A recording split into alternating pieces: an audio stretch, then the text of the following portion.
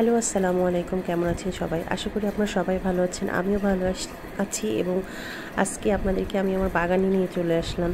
দেখেন, আমার ড্রাগনের গাছে অনেক খুশি হয়েছে। এগুলো এখন নতুন করে অন্য একটি টবে সেটআপ দিতে হবে।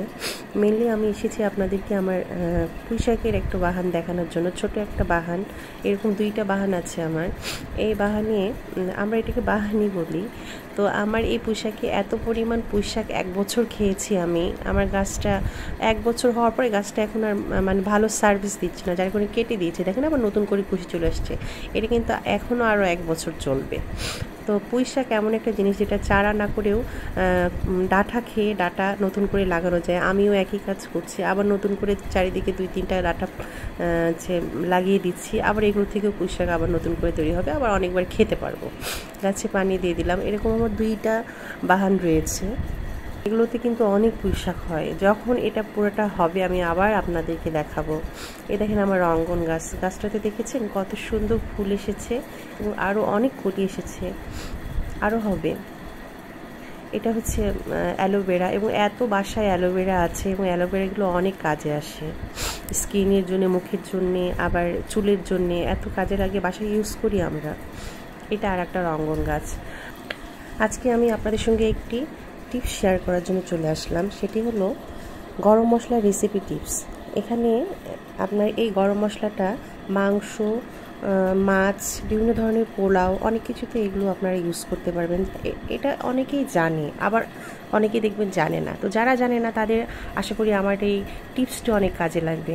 তো আসুন দেখাই এখানে কি কি আমি ইউজ করেছি। জিরা, ধনা, তারপর শুকনা মরিচ, গোলমরিচ, লবঙ্গ, কালো এলাচ, তারপর সাদা এলাচ, জয়ফল, জয়ত্রী, এগুলো সবগুলোকে আমি হালকা করে ভেজে নিব। ভেজে নেওয়ার পরে যখন একটু ঠান্ডা হয়ে যাবে তখন এটাকে ব্লেন্ডার করব। মিহি ব্লেন্ডার করে এটাকে আবার হালকা ঠান্ডা করে নিয়ে তারপর এটাকে বয়ামে ভরে কমপক্ষে 2 মাসের জন্য রিজার্ভ করে নেব। এবং এটা দেখেন আমার ভাজা হয়ে গেছে। আমি এটাকে এখন ব্লেন্ডার করার জন্য রেডি করছি। দেখেন ভাজার পর এরকম। এর মধ্যে এখন জিরিয়া, ধনে সব মশলাগুলো এর ব্লেন্ডারের মধ্যে একসাথে দিয়ে দিব। যদি একবারে না আটে তো আপনারা 2বার ইউজ করতে পারেন।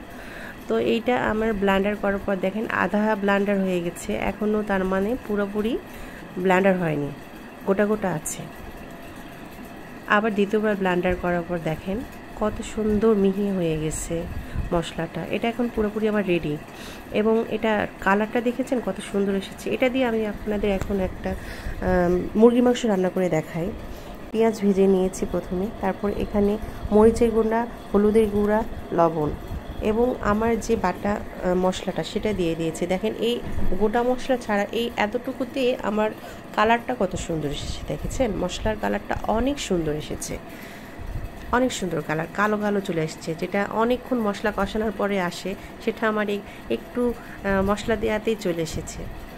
এভাবে আমার মশলা কষানো হয়ে গেছে এবং আমি এক জায়গাতে আলু ভেজে রেখেছিলাম, এই ভাজা আলুটা দিয়ে দিয়েছি। এখন এখানে মুরগির মাংসটাও দিয়ে দিব। এটাকে 10 মিনিটের মতো কষাবো। 10 মিনিট কষানোর পরে দেখেন 10 মিনিট পরে এটার কালারটা কেমন আসে দেখায়।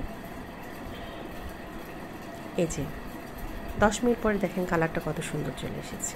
এখন এটাকে পানি দিয়ে যতটুকু দরকার ততটুকু ঝোল দিয়ে এটাকে 15 মিনিটের মতো সিদ্ধ করে আমার মাংস রেডি হয়ে যাবে। এবং দেখেন মাংসের কালারটা কত সুন্দর আসবে, অনেক সুন্দর মাংসের কালার আসবে। তো আমার টিপসটি যদি আপনাদের ভালো লাগে অবশ্যই আপনারা বাসায় এটা বানিয়ে ইউজ করবেন এবং আমার চ্যানেলকে একটি সাবস্ক্রাইব, লাইক এবং শেয়ার করে দিবেন।